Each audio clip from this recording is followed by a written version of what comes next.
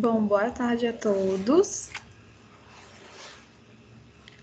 A gente vai dar início agora à nossa aula, onde a gente vai estar encerrando a unidade 3 do nosso livro, tá? Hoje a gente vai falar sobre... Só um minutinho, gente.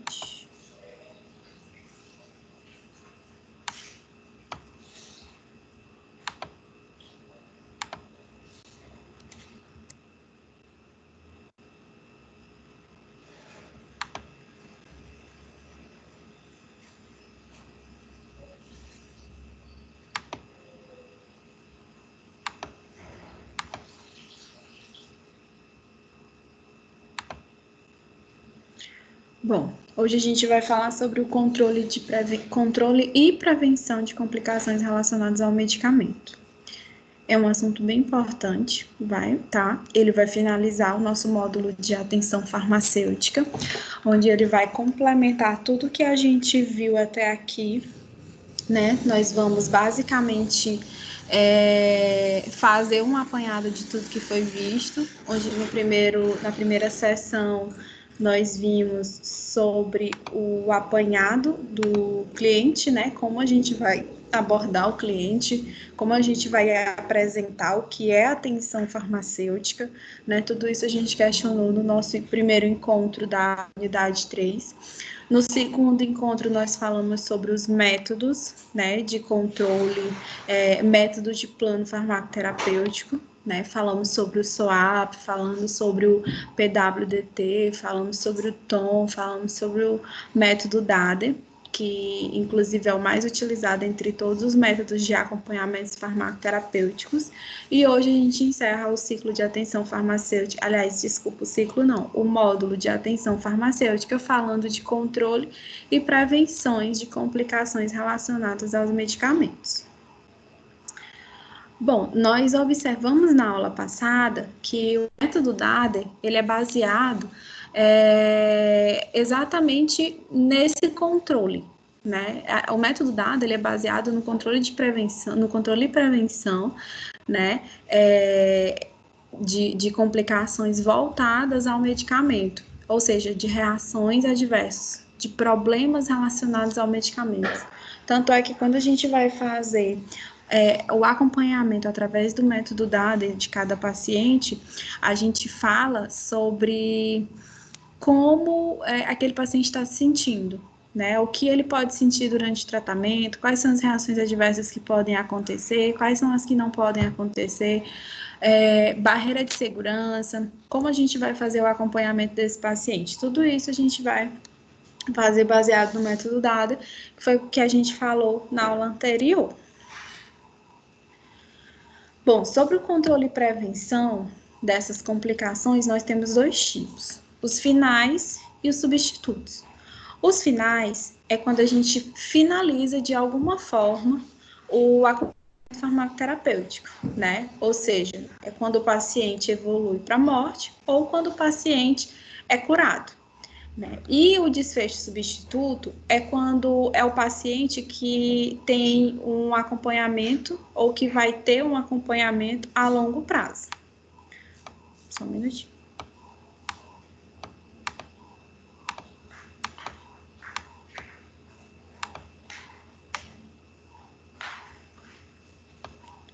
Né? Os desfechos substitutos, eles podem ser observados no curto e médio prazo como resposta ao tratamento medicamentoso, ou seja, enquanto o paciente estiver dentro do acompanhamento de vocês terão desfechos substitutos. É onde vocês farão as intervenções farmacêuticas de vocês, é onde vocês farão o acompanhamento dos parâmetros desse paciente, onde vocês vão observar onde esse paciente está melhorando, onde ele está piorando, no que a gente tem que mudar para melhorar a saúde desse paciente, né? Então, tudo isso a gente vai desenvolver a partir dos desfechos substitutos.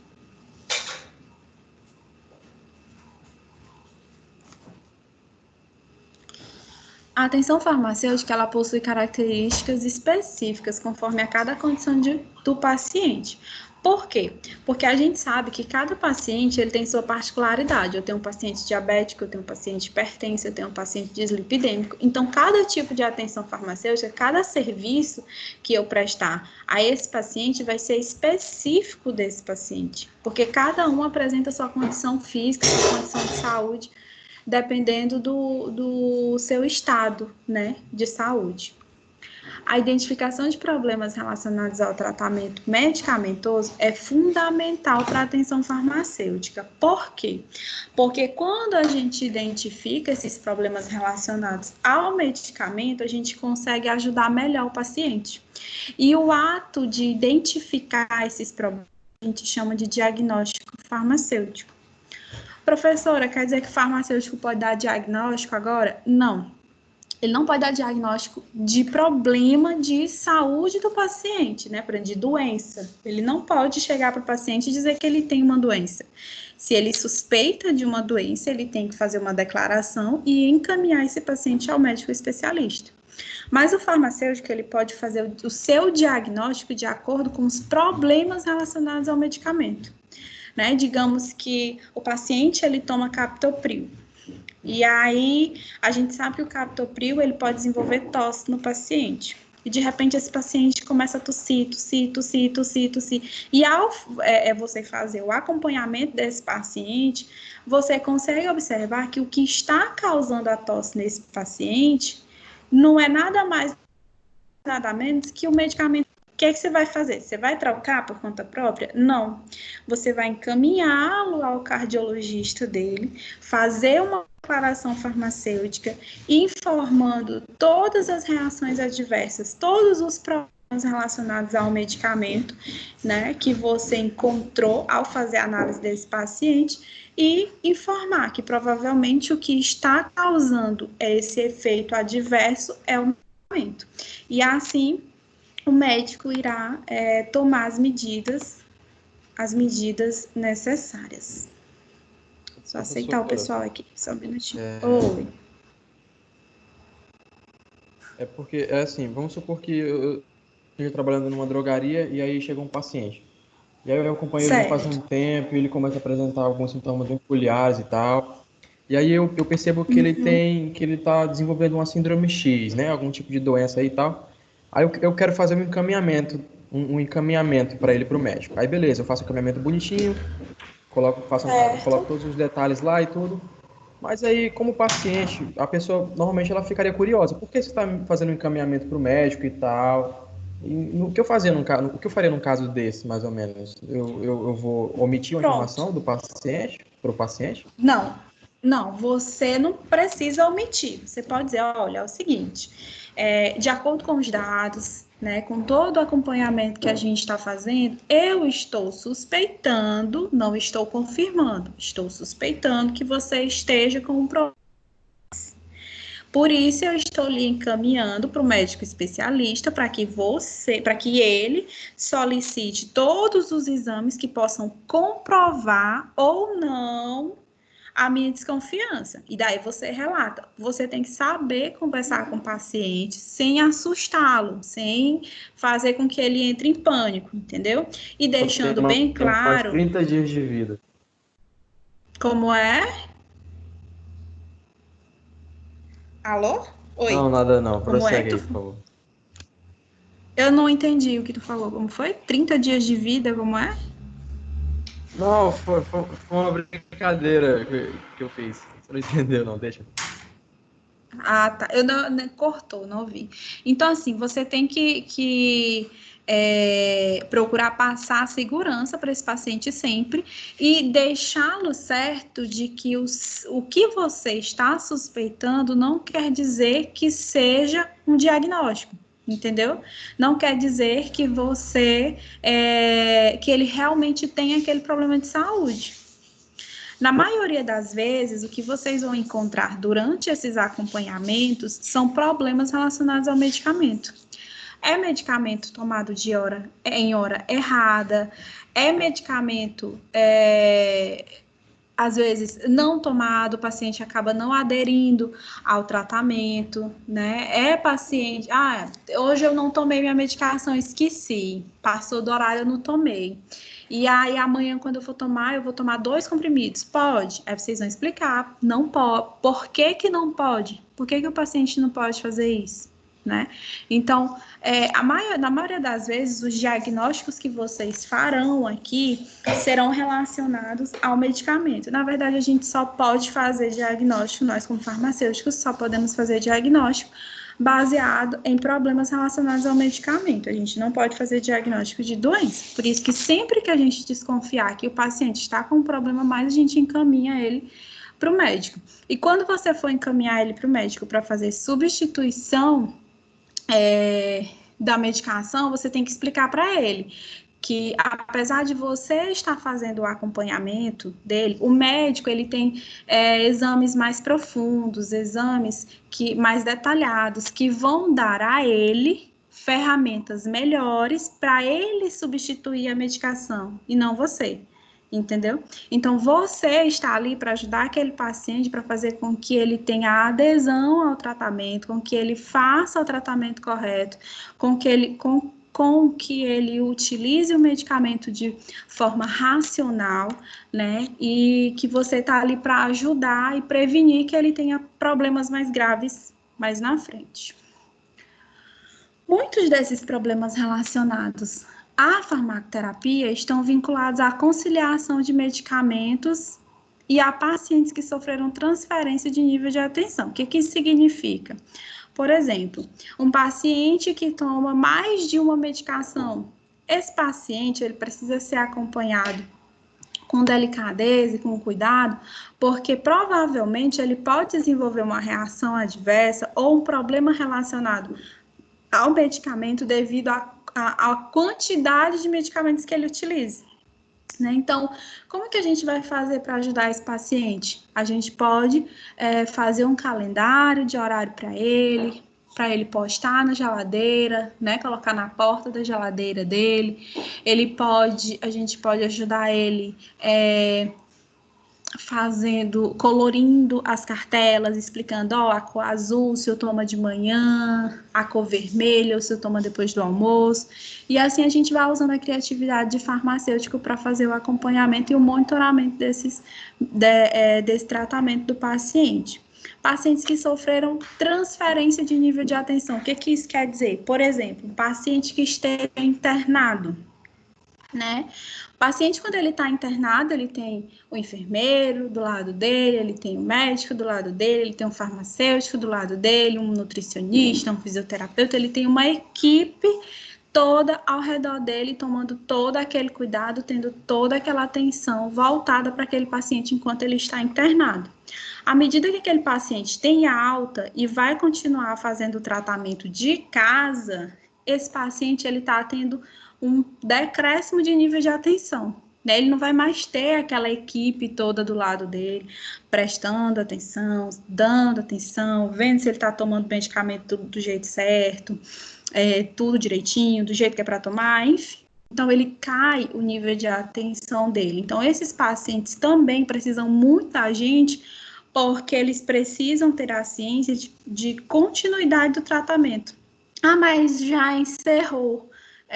O paciente ele já teve a alta, ele não precisa mais de acompanhamento, precisa. Esse paciente é que precisa mesmo, principalmente aquele que precisa terminar ou concluir o tratamento de casa, tá? Porque como ele não vai ser monitorado, supostamente monitorado, ele vai achar que pode tomar na hora correta e às vezes também até por desleixo mesmo, acaba esquecendo a medicação no horário, enfim.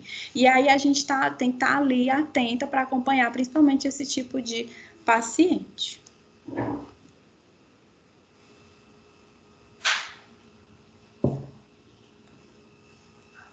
Bom, durante o segmento terapêutico, o farmacêutico precisa comparar sempre a evolução dos parâmetros terapêuticos em relação aos valores basais da avaliação inicial do paciente. O que isso quer dizer? Isso quer dizer Por isso que a gente tem que anotar tudo do paciente, por isso que se for sistematizado, é melhor ainda. Por quê?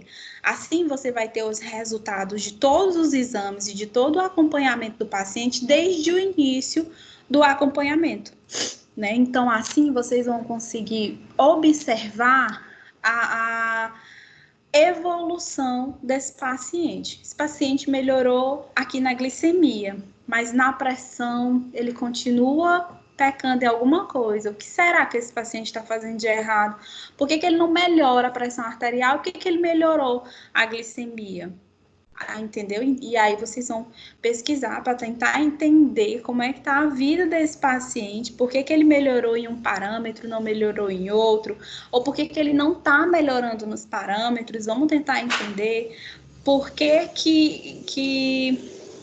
o que está acontecendo, ele está tomando medicação na hora certa, ele está tomando medicação todos os dias. Então, tudo isso tem que ser monitorado e avaliado, né? Por isso que o acompanhamento sistematizado e por isso que os retornos também são de extrema importância, porque quando você tem o retorno do paciente, você já vai anotar, você já vai registrar o novo parâmetro daquele paciente, como ele está se sentindo agora. Ele continua se sentindo do mesmo jeito quando ele lhe procurou, ou quando você fez a oferta do serviço? Ele melhorou? Ele piorou? Apareceu mais algum outro sintoma? Tudo isso tem que ser registrado para que você consiga fazer um acompanhamento eficaz e de qualidade. E que assim também você consiga observar se há ou não algum problema relacionado ao medicamento.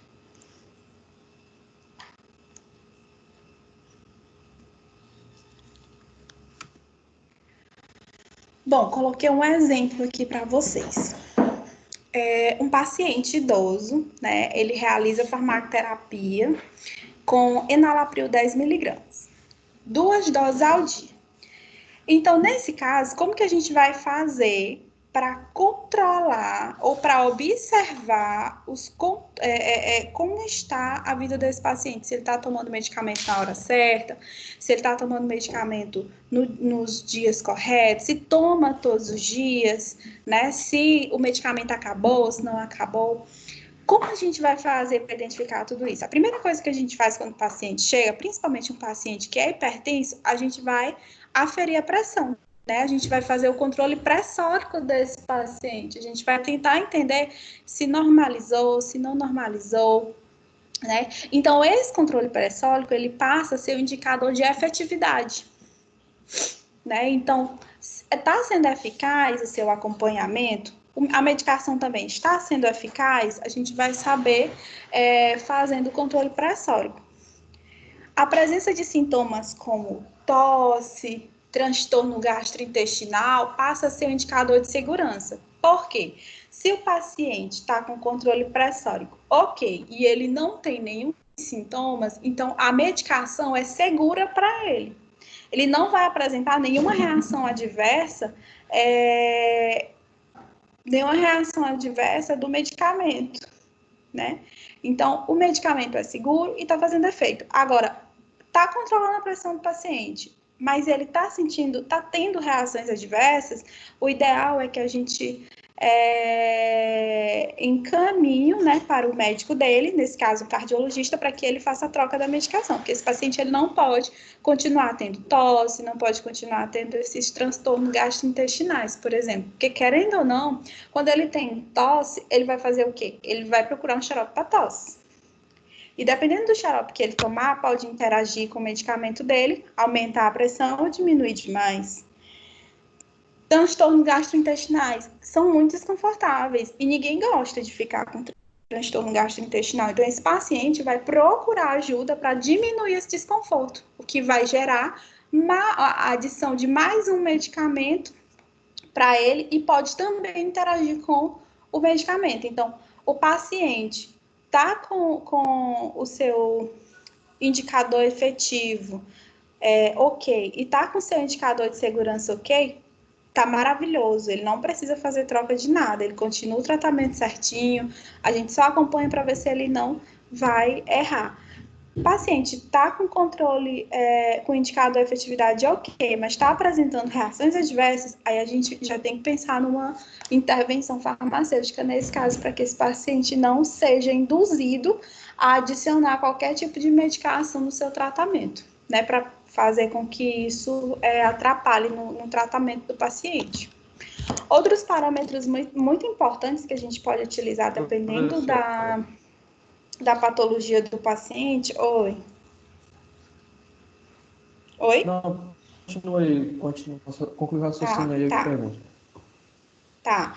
Outros parâmetros muito importantes, dependendo da patologia do paciente, a gente pode analisar os parâmetros fisiológicos e bioquímicos. Professora, a gente pode solicitar exames para o paciente? Pode. Você pode fazer uma solicitação de exames para o paciente. O paciente é dislipidêmico, você vai solicitar exame de colesterol total, LDL,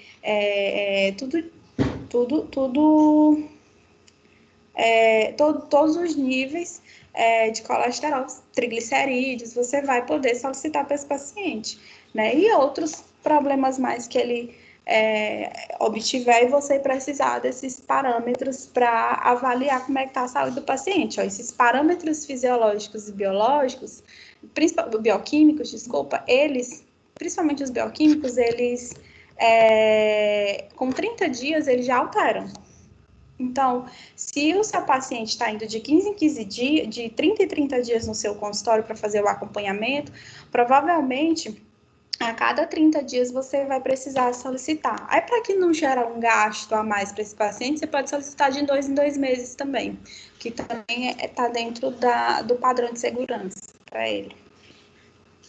Oi, pode falar. Vamos supor que eu esteja trabalhando numa drogaria e tal, eu estou fazendo acompanhamento de um paciente, aí eu percebo que a posologia tá incorreta ali da medicação, né? E, Sim. no caso, eu entrando em contato com o médico por telefone, ele não querendo mudar a posologia, eu posso mudar ou ele tem que voltar no médico, o médico fazer a troca? Porque a gente sabe que a teoria é muito bonita, mas Não, fazer todo esse processo é muito difícil. Isso. Nesse caso, Maiane, tu não precisa encaminhar o paciente para o médico, entendeu? Você, como farmacêutico, tem habilidade suficiente para saber qual o melhor horário da tomada do medicamento, entendeu? Tipo, deixa eu ver aqui, um medicamento que não aconselho ser utilizado à Às vezes, noite, os aconselho... médicos, eles alteram a posologia, de acordo com o paciente. Porque assim, tu pode até entrar em contato por telefone com o prescritor, entendeu? Mas nesse caso de alterar o horário da medicação, eu não acho que seria necessário você entrar em contato com o prescritor. Porque você, como farmacêutico, tem a habilidade, né, para saber qual é o melhor horário do paciente utilizar a medicação. Um medicamento diurético, por exemplo. Vocês, como farmacêuticos, sabem que diurético, durante a noite, até pode, mas é muito desconfortável para o paciente. Por quê? O que vai acontecer? Esse paciente vai passar a noite levantando para ir ao banheiro. Então, ele não vai dormir. Se ele não dormir, ele pode aumentar a frequência cardíaca, aumentar a pressão arterial e aí evoluir para um outro problema. E às vezes esse problema só é causado porque ele não está dormindo. Entendeu? Então, o horário de uma medicação realmente é muito importante, mas você necessariamente não precisa entrar em contato com o prescritor. Talvez você queira, né, entrar por segurança, né, e também por achar que é conveniente aquele contato com o prescritor. Mas nesse caso, não há uma necessidade 100%, né, em você entrar em contato com ele. Agora, quando há mudança de medicação, aí sim, ou quando você está desconfiando de uma outra patologia no paciente, aí sim você deve encaminhá-lo ao médico, né, para exames mais precisos, exames de imagens, por exemplo, que a gente não faz nenhuma, não existe nenhuma especialização para que a gente avalie exame de imagens, né, exames mais profundos, mais delicados, aí realmente é só com o prescritor. Mas quanto ao horário da medicação, você pode fazer sua intervenção tranquilo, tá? Se for para melhor qualidade de vida do paciente, você pode fazer. Você só não pode trocar a medicação e nem dar diagnósticos de patologia para ele, né? Dizer que ele está com Todos os uma horários, doença X. que mantenha sempre mantendo sempre a dosagem correta, né? Por exemplo, mantendo sempre a 1.000 Isso. miligramas, ele solicita. Mantendo sempre as 1.000, independentemente de intercalar durante o dia, certo? Isso, assim, digamos que seja um paciente que esteja com desconforto abdominal, né? A metilformina, por exemplo, que é um medicamento para diabetes, ele causa muito desconforto abdominal. Então, o que você pode sugerir para esse paciente? O paciente chega para você e se reclama que sente muito, muito desconforto. Vai dizer para você que está com muita diarreia. Aí você vai pesquisar ali, investigar com ele, até descobrir que ele está com diarreia desde que começou a tomar a metformina 1.000 miligramas, por exemplo, né? Ou 1 grama, que é a mesma coisa que 1.000 miligramas. Aí o que você vai fazer? Você pode dizer assim, olha, você está com uma dose muito alta. Vamos ver se a gente consegue regular a sua diabetes com 850. Entendeu? Vamos ver se a gente consegue regular a sua diabetes com 850. Vamos fazer um teste de 1 semana com esse medicamento com a dose reduzida. Aí você consegue reduzir a dose e faz o acompanhamento desse paciente durante 1 semana, todos os dias, para que assim tu fique mais perto do paciente e consiga acompanhar. Se você observar durante 1 semana que esse paciente melhorou nas reações adversas e melhorou quanto ao nível de glicemia, perfeito. Aí você já vai dizer assim, olha, seu Antônio, então você só vai vir aqui daqui a 15 dias, vai continuar fazendo tudo que a gente fez aqui durante essa semana, e daqui a 15 dias você volta, tá bom? Aí o seu paciente vai voltar durante o tempo determinado que você sugeriu, e aí você vai fazer uma nova avaliação e vai observar. Se você observar que não baixou, aí você já volta para os 1.000 miligramas e já vê se tem alguma fórmula para ajudar esse paciente. Vamos dividir aqui só 1.000 miligramas ao invés do senhor tomar todo dia depois do café, você vai tomar um depois do café e outro depois do jantar, de 500 miligramas, com ele sendo liberação retardada. Aí você já vai fazer uma nova avaliação no paciente. Você não pode trocar o medicamento do paciente e nem diminuir demais a dose. Mas se você conseguir observar e conseguir ajudar esse paciente fazendo essa medida, essa intervenção, sem prejudicar a saúde dele, é claro, perfeito. Entendeu? Você tem essa capacidade, você tem essa habilidade. Tudo tranquilo, viu?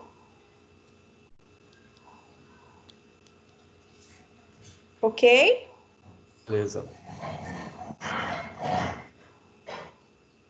Ó, a gente precisa de alguns parâmetros para ficar acompanhando o paciente, né? Quais são esses parâmetros para nos ajudar a acompanhar esse paciente? Geralmente, frequência cardíaca, temperatura corporal, pressão arterial, se o paciente tem dor, se não tem dor, se tem cansaço, se tem prurido é coceira, né? Tipo alergia, alguma coisa assim. Glicemia, como está a glicemia desse paciente? Está baixa demais, está alta demais, está normal? Colesterol, né? Colesterol total, LDL, TSH, que é para ver se o paciente tem algum problema na tireoide. Eletrocardiograma, intensidade mineral óssea, né? Geralmente, densidade mineral óssea a gente faz naquela balança, ai meu Deus, de bioimpedância, onde você consegue observar a densidade óssea do paciente, né, nível de gordura e tudo mais, que é um equipamento utilizado também no consultório farmacêutico para ajudar no diagnóstico, né, de problemas relacionados a medicamentos ou se o paciente está com algum problema ou não, para a gente encaminhá-lo para o especialista, se for o caso.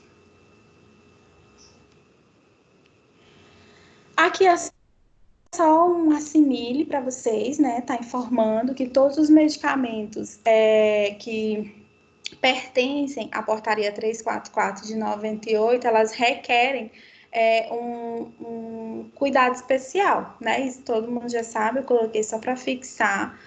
E que esses medicamentos, eles só podem ser vendidos com retenção da receita, né? Receituário de medicamento controlado, de controle especial. Todas essas receitas precisam conter o número de notificação e que cada liberação realizada desses medicamentos, ela precisa ser notificada, ele precisa ser anotado, ele precisa ser dado baixa no seu sistema da farmácia, assim como dado baixa no SNGPC, que é um sistema da Anvisa, né, que você informa para a Anvisa tudo que entrou e tudo que saiu da lista 344. Né, da lista da portaria 344. E SNGPC significa Sistema Nacional de Gerenciamento de Produtos Controlados, tá? Que é só uma curiosidade importante para vocês.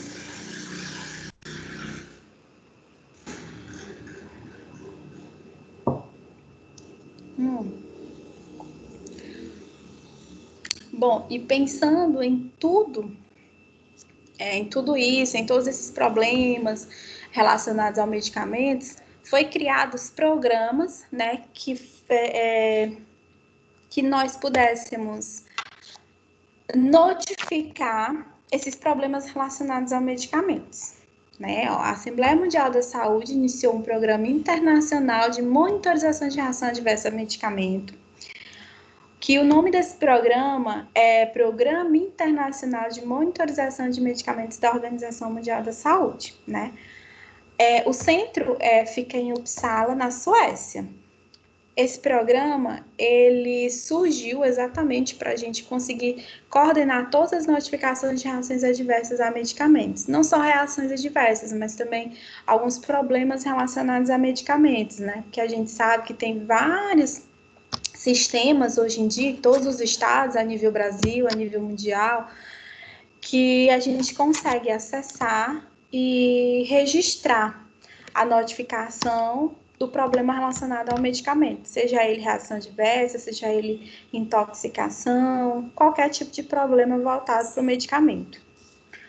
A Organização Mundial da Saúde divulgou essa ferramenta através da VigiaCess, que possibilita que qualquer pessoa, então vocês terminarem a aula, se quiserem pesquisar sobre o VigiaCess, pode entrar lá no Google, colocar esse nomezinho VigiaCess, vai aparecer a portaria de vocês, e nessa portaria vai aparecer, aliás, a página da internet, vai aparecer todas as reações adversas, todas as notificações que já foram registradas lá por todos os países que são membros do programa, né? Que hoje a gente tem 120 países que são membros.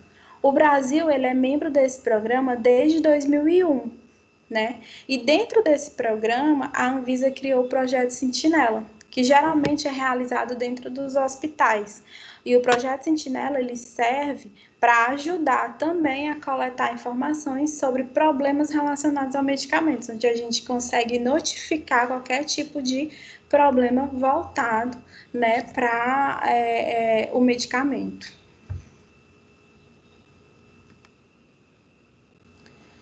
A gente pode considerar que as atividades da avaliação de segurança do medicamento no Brasil ainda são recentes, promovidas pela Política Nacional de Medicamentos, implantada como Programa de Segurança de Medicamentos da Organização Mundial da Saúde.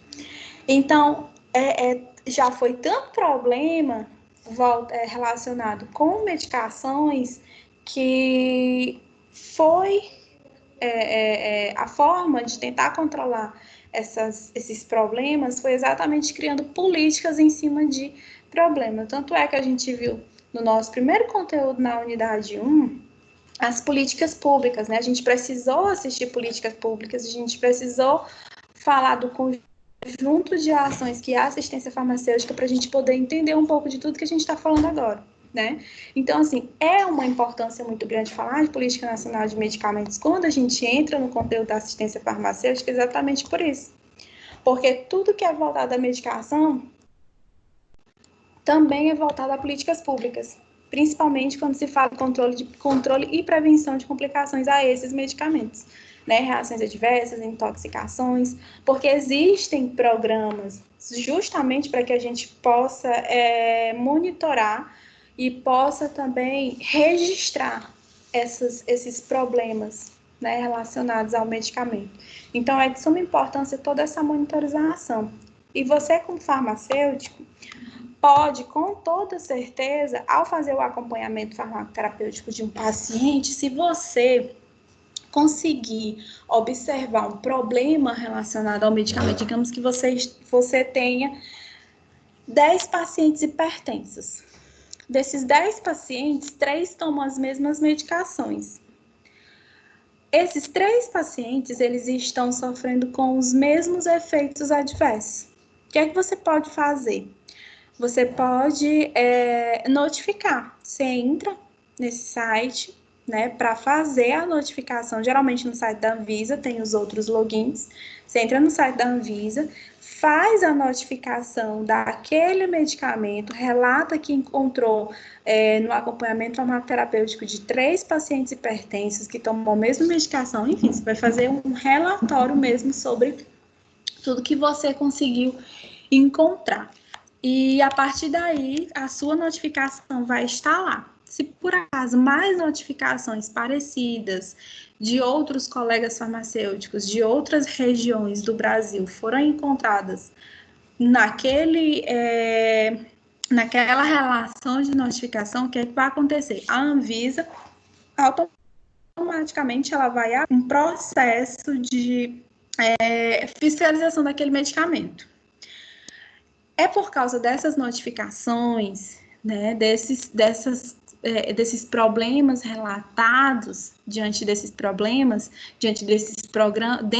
programas, que a Anvisa, vez e outra, retira medicamento do mercado. Né? Por quê? Porque foi observado um número de reações adversas a esse tipo de medicamento. Então, vamos tirar esse medicamento do mercado, todos os lotes ou lote X, e vamos analisar o que é que tem dentro desse medicamento que está causando esse efeito nesse paciente, que possa estar dando malefícios à saúde desse paciente. Então, tudo isso é analisado baseado nessas notificações. Por isso que, vez e outra, a Anvisa ela tem respaldo, né, e ela tem ferramenta suficiente para paralisar a venda de uma medicação. É baseado nessas notificações que são registradas. Quais são as ações do farmacêutico na farmacovigilância? O farmacêutico ele pode notificar as adulterações dos medicamentos, contribuindo para a segurança, qualidade e eficácia destes. Realizar um acompanhamento sistematizado da ocorrência das reações adversas do medicamento, o que vai ajudar com que ele contribua para reduzir os riscos que podem surgir a partir do uso desse medicamento. Conhecer o perfil das reações adversas dos medicamentos e quais são os fatores de risco. Estimular a preocupação e o interesse dos profissionais quanto ao diagnóstico e a notificações das reações adversas. Então, não adianta só a gente saber que existe esse programa. A gente tem também que estimular que todos os profissionais de saúde, farmacêutico, médico, enfermeiro, enfim, todos os profissionais de saúde tenham a mesma preocupação, porque não é só você, farmacêutico, que pode fazer a notificação. Qualquer profissional da saúde, ele pode fazer a notificação do problema relacionado ao medicamento. Evidenciar o problema relacionado, então não adianta você só dizer que encontrou, você tem que dar evidências. Professora, como assim as evidências?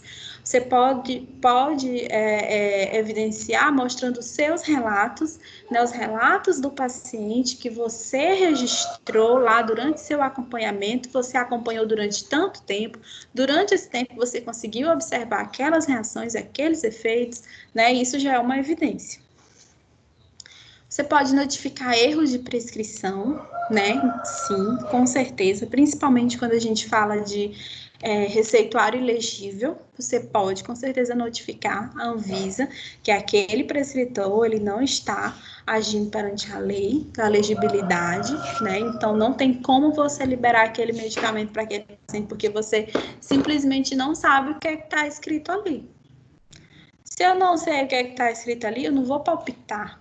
Eu não posso liberar um medicamento para um paciente sem ter a certeza do medicamento que eu estou liberando. Isso é muito prejudicial à saúde do paciente.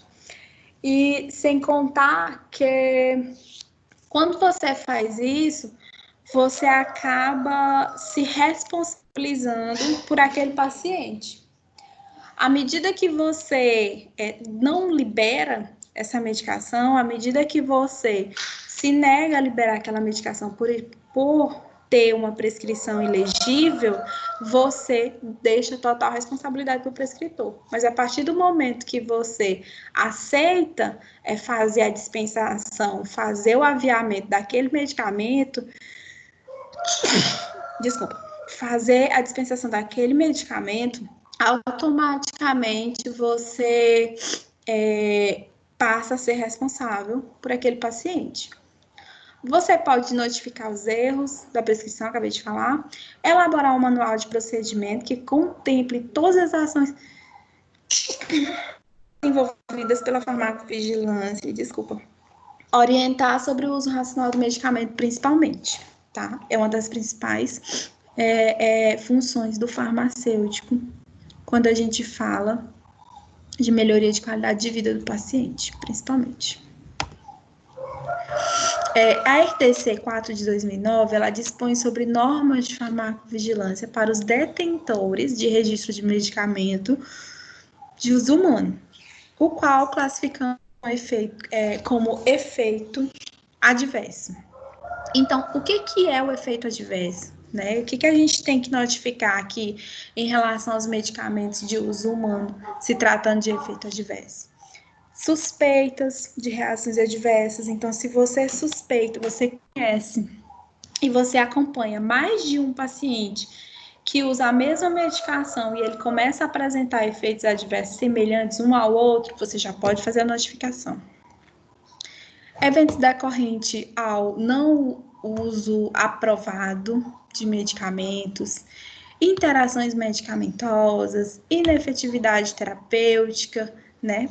Ou seja, se o medicamento ele está sendo eficaz ou não, intoxicações relacionadas ao medicamento, uso abusivo de medicamentos e até erros de medicação, né? Quais são os potenciais, quais são os erros reais dessa medicação? Foi na administração, foi na dispensação, onde foi o erro, né, ocasionado dessa medicação. Tudo isso a gente pode fazer perante os efeitos adversos. Isso, gente, são reações que vocês podem registrar, né, nos sistemas da Anvisa, que vão ajudar você aliás, vão ajudar a Anvisa, né, nas notificações de problemas relacionados a medicamentos.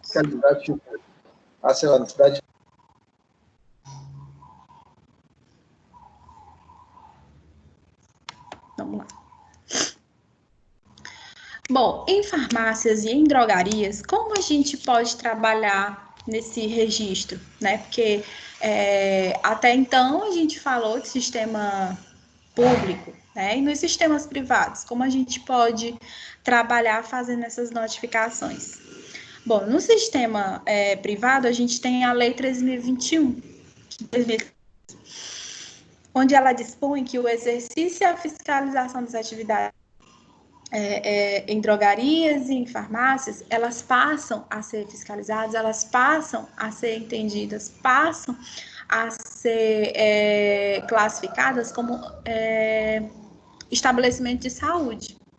E no artigo 13 dessa lei, ela obriga o farmacêutico a notificar todos os profissionais de saúde, órgãos sanitários competentes e laboratório industrial sobre efeitos adversos ou sobre efeitos colaterais, reações adversas, intoxicações, sendo elas voluntárias ou não, farmacodependência, que você conseguiu observar naquele paciente que ele é dependente daquele paciente, né? E registrada na prática da vigilância. Então, de acordo com a Lei 13.021, você, como farmacêutico, é obrigado a notificar, né, todos esses órgãos, esses efeitos, tudo isso Só um minutinho, gente.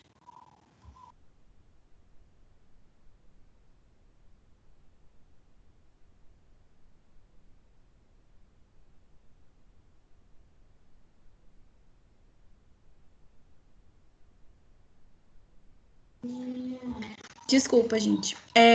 Sim, vocês podem, a partir da Lei 13.021, vocês, como farmacêuticos, são obrigados, né, a notificarem todos esses órgãos competentes e essas reações voltadas, né, para problemas relacionados a complicações a medicamentos. Vocês vão fazer essas notificações no site da Anvisa, tá? Que lá no Notivisa, você vai entrar e vai colocar na lupazinha Notivisa, que são as notificações, e você pode só divulgar lá mediante as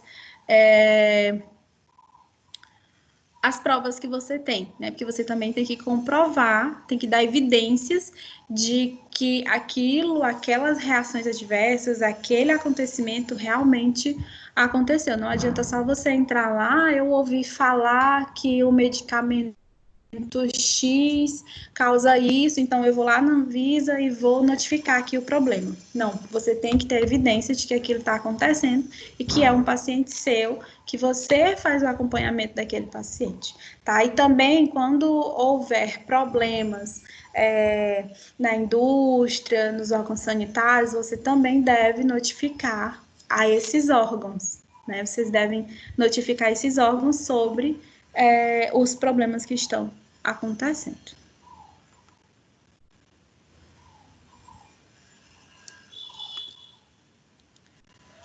Notivisa, aqui acabei me adiantando, que é o sistema de notificação de vigilância sanitária, né? Que aqui é onde vocês vão encontrar os canais para poder fazer as notificações. E também tem o núcleo de farmacovigilância no centro do Centro de Vigilância Sanitária de cada estado. A gente tem o Notivisa, que é a nível federal, a nível Brasil, e cada estado tem o seu núcleo de farmacovigilância para que você consiga fazer essa notificação a nível estadual também.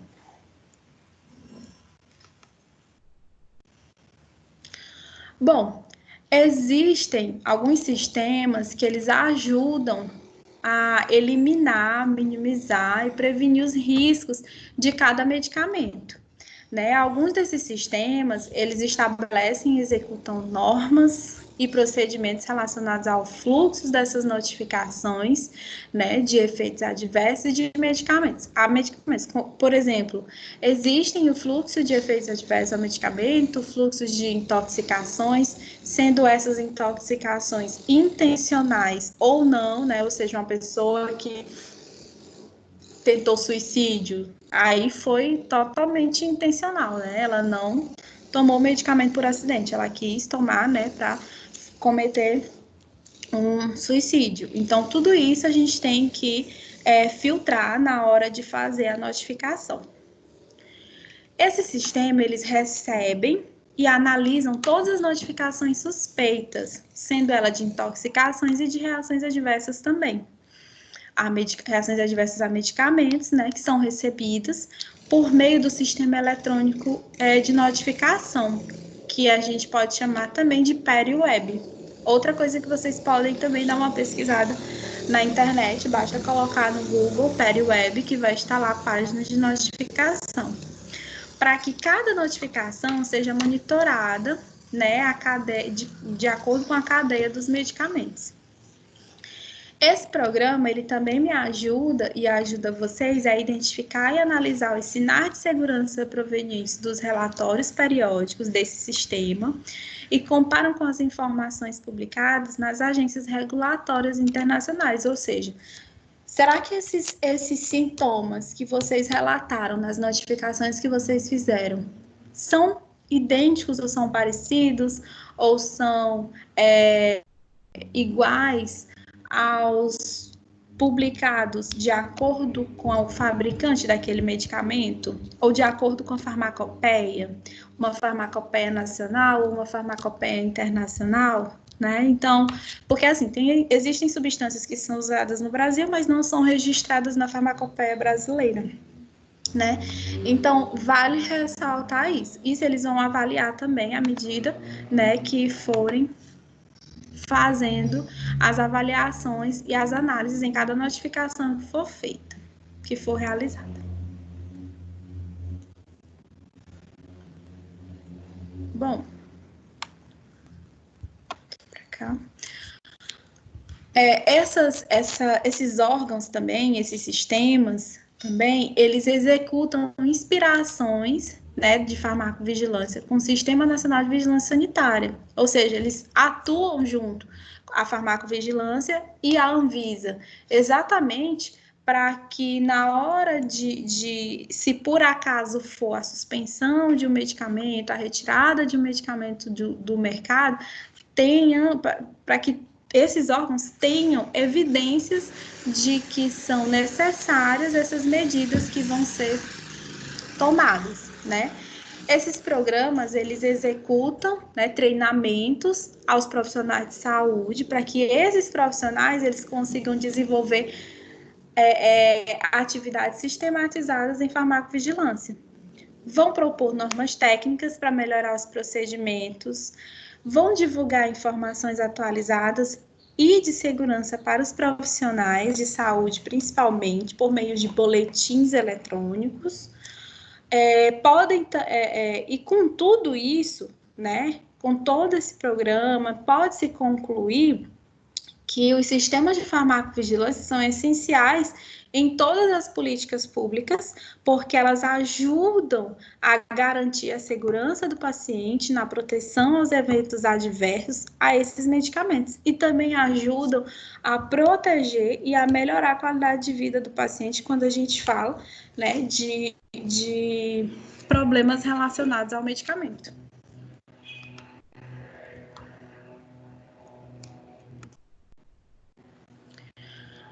Tem também outro programa, que é a Gerência de Farmacovigilância, que é a GFARM, né, cujas principais atividades são subsidiar o Sistema Nacional de Vigilância Sanitária, identificando as reações adversas ou os efeitos indesejados, aperfeiçoamento do conhecimento sobre os produtos, principalmente sobre os efeitos desses produtos, pode alterar, né, as recomendações sobre o uso da medicação, dependendo do que for mais notificado, do que for observado nas notificações relatadas, e pode também promover ações de proteção à saúde pública por meio da regulação do produto comercializado no país, né? Então, essas são as atividades, né, que a Gerência de Farmacovigilância, onde elas atuam, né, os objetivos e as atividades dela.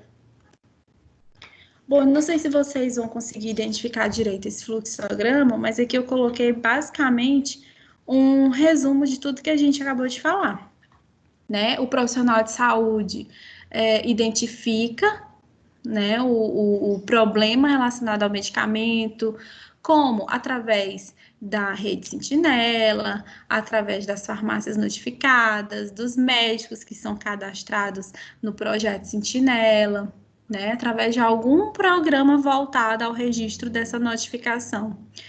Quando esse problema é identificado, ele vai ser notificado onde? Lá no site da Anvisa. É um profissional de vigilância sanitária? Como esse profissional descobriu esse evento adverso? Foi através de centros das vigilâncias sanitárias, né, registradas no estado? O que ele vai fazer? Ele vai pegar essa notificação e vai registrar lá no site da Anvisa também. Foi o paciente que relatou, foi o paciente que teve a curiosidade de entrar no site da Anvisa, pesquisar. Isso aqui é mais difícil de acontecer, mas ainda acontece, porque tem muito paciente que é muito bem esclarecido. né? Então, o paciente mesmo, ele pode também entrar no site da Anvisa e relatar todos os problemas voltados ao medicamento, né? E vai fazer o quê? Vai avisar, né? Vai fazer uma notificação no site da Anvisa. Lá no Notivisa, como tá aqui, deixa eu só ligar bem aqui a lupa. Ó, profissional da saúde, profissional de vigilância sanitária e o paciente, eles podem fazer a notificação no site da Anvisa, né, a partir do veículo Notivisa que se encontra dentro do site. Esse Notivisa, essa notificação, ela vai gerar um conjunto de dados sobre os efeitos adversos desse medicamento que foi relatado. A partir desse conjunto de dados, o que vai acontecer? Vai haver uma análise de interpretação. Cada profissional estabelecido, ele vai fazer uma interpretação até que a Anvisa envia o centro de monitorização, envia para o centro de monitorização essa notificação. E todo esse processo aqui, ele tem a finalidade. Quais são as finalidades? Retroalimentação e todas essas outras que estão aqui. Diante da finalidade, diante da decisão, elas vão, esses órgãos vão tomar as decisões regulatórias. Vai suspender o medicamento temporariamente? Vai esse paciente vai passar algum tempo sem tomar, o medicamento vai ser analisado por quanto tempo? É só um lote? São todos os lotes? Então, tudo isso, né, vai ser avaliado diante da notificação gerada por você, ou pelo profissional da vigilância sanitária, ou pelo paciente a partir do site da Anvisa por meio da Notivisa. Bom, e outro sistema que a gente tem também é a... Só um minutinho.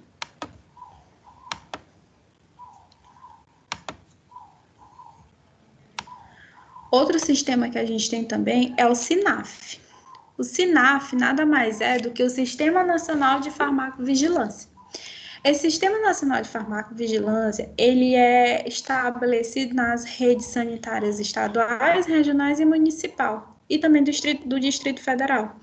Ele possibilita com que nós consigamos detectar eventos adversos, né, e alertar de uma forma mais rápida aos profissionais de saúde. Né? Além de que o SINAF também, ele levanta e atua trazendo muitas capacitações para os profissionais da saúde, né? E uma delas é exatamente na capacitação de como fazer esse tipo de notificação. Então, quem tiver interesse de fazer alguma capacitação desse tipo, basta entrar no site Notivisa, SINAF, né? Você pode colocar lá na pesquisa Google SINAF, que vai aparecer, ou então coloca Sistema Nacional de Farmacovigilância, que também vai aparecer o site para vocês, e a partir desse site vocês podem fazer capacitações voltadas para notificação de medicamentos, né, de problemas relacionados a medicamentos. Ele é integrado também a programas de saúde, né, como Política Nacional de Controle de Tuberculose, Política Nacional de Medicamentos, enfim, todos os programas que são voltados para a qualidade de vida do paciente, o SINAF está inserido, principalmente quando o programa ele é voltado para medicação ou para acompanhamento de algum tipo de patologia, né? Ele vai estar inserido dentro do programa para facilitar, né, toda a detecção e também para melhorar o atendimento, melhorar o registro dessas notificações no site da Notivisa. Além de que também ele ajuda, né, no registro e também ajuda trazendo capacitação para cada profissional da saúde.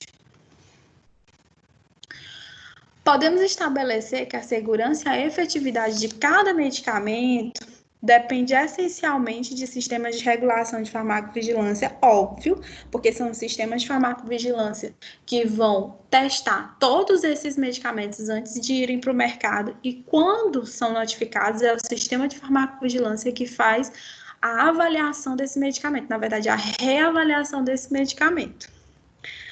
Pois o perfil de segurança de muitos medicamentos é variável, conforme as características de cada região e país, principalmente, gente, quando a gente fala de transporte, como esse como esse medicamento chegou até o estado do Maranhão, por exemplo, né? Como esse medicamento, será que ele veio armazenado de forma correta? Será que ele veio no transporte correto? Então, tudo isso é levado em consideração, tá bom? Padrões de uso, comportamento de riscos do paciente, meio ambiente e influências genéticas. Então, tudo isso é interferência, né, para as características do medicamento e para a segurança desse medicamento também.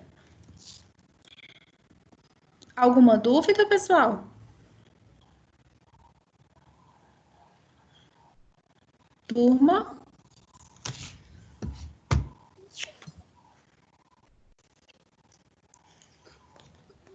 Turma, alguma dúvida?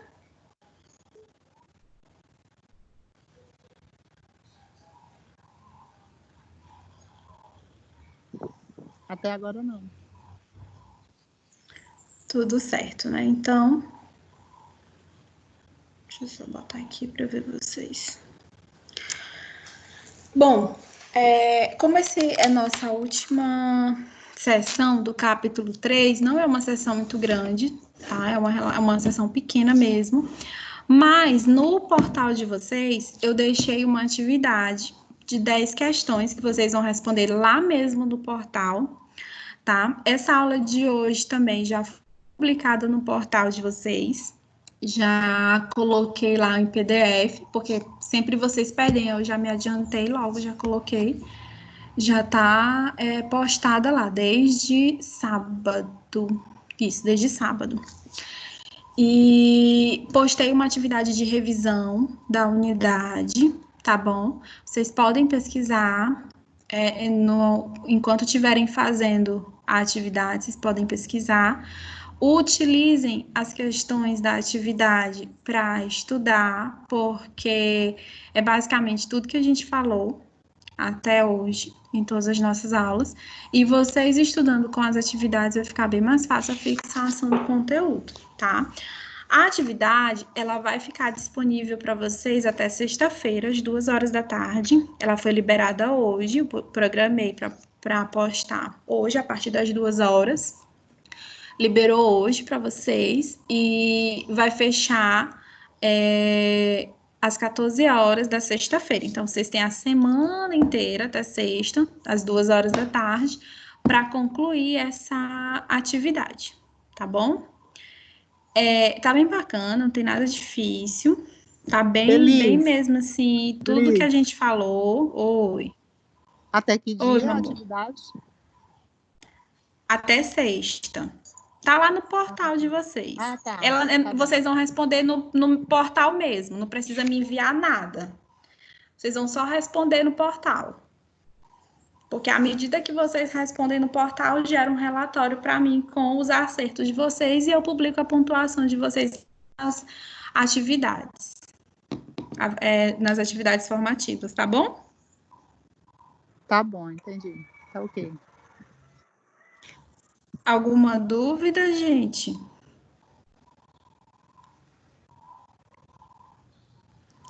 Eu não, tudo certo. Ai, que bom.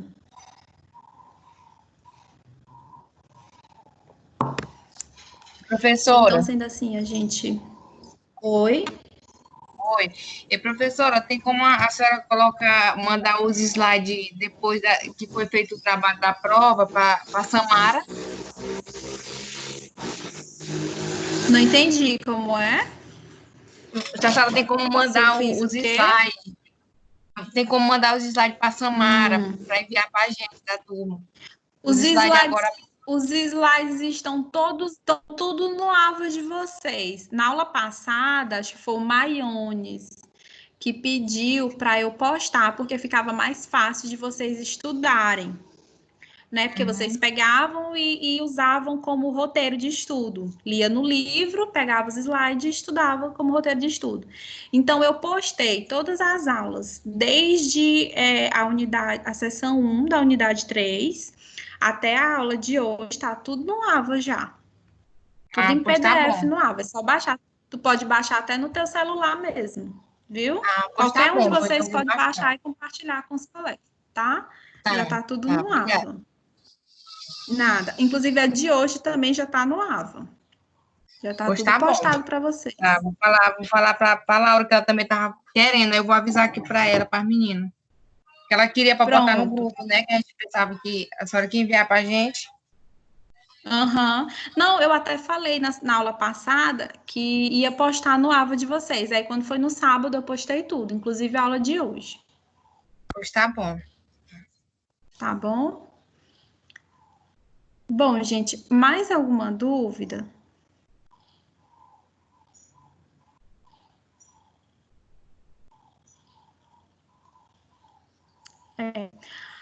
A nossa aula de hoje realmente foi bem curta, né? Durou 1h20. Se mais alguém tiver alguma dúvida, tiver alguma coisa para a gente debater aqui sobre o conteúdo, pode ficar à vontade, a gente ainda tem tempo. Se não, a gente pode finalizar a aula. Eu vou baixar o link no YouTube e passo para a líder da turma, para quem não conseguiu acessar a aula, para acessar, né, e assistir.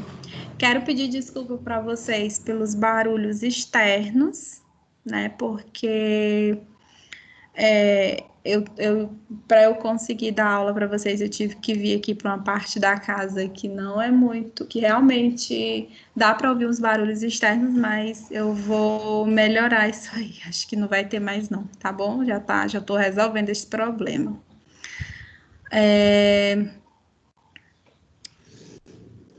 Dúvidas?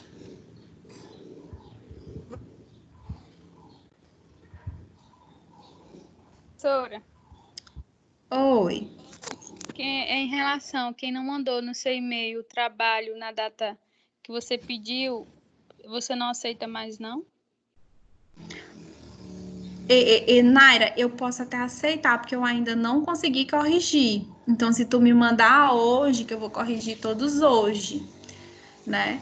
Eu Mas já se tu vi, ainda me eu mandar mando. hoje, eu corrijo. Eu vou, pois eu mando já, viu? Porque não deu Pois de eu tá mandar bom. daquele dia por força maior, mas vou mandar hoje. Tá bom, Por tu manda que eu motivo, corrijo, viu? tá? Porque eu ainda não. Tá bom. Eu ainda não consegui terminar de corrigir os outros. Então, como eu não corrigi o de todo mundo ainda, consigo receber até hoje. Mas eu quero finalizar essa atividade hoje, porque na semana que vem eu já tenho que postar a atividade dessa semana de vocês. Tá bom? Pois já eu mando. Obrigada. Tá bom, meu amor. Nada. Gente, pois, já que ninguém tem mais dúvida em relação à aula, a gente encerra por aqui hoje, né? Eu vou querer pedir de vocês que vocês leiam a sessão 1 da unidade 4, que é a nossa próxima aula, né? A gente vai entrar agora no âmbito hospitalar, bem legal. Muita gente aqui trabalha no âmbito hospitalar, o que vai fazer das nossas aulas mais dinâmicas, né? Porque eles vão poder compartilhar conosco as suas experiências hospitalares. Nós temos uma aniversariante na turma, mas eu acho que ela teve problemas ao acesso à aula, porque senão a gente ia cantar parabéns para ela aqui, que é a Lauricélia, né? Mas eu vou deixar registrado aqui os meus pais, dizer que é uma pessoa muito especial, que Deus continue abençoando a vida dela. Tá bom? Vai ficar gravado, depois ela assiste. Pois, gente, um abração forte, fiquem com Deus, tá? Se cuidem, tá bom? Se cuidem mesmo, principalmente agora, onde nós estamos chegando na curva, né? Onde a gente está chegando realmente no pico maior do problema dessa pandemia. Então, agora é a hora de todos nós nos resguardarmos e termos todas as medidas protetivas que pudermos ter, né? Principalmente higiene, que é a principal medida protetiva contra esse vírus. Uso de máscara, né? Evitar o contato com as outras pessoas. E já já a gente retoma as nossas atividades presenciais e tudo volta ao normal, se Deus quiser. Um abraço a todos, fiquem com Deus.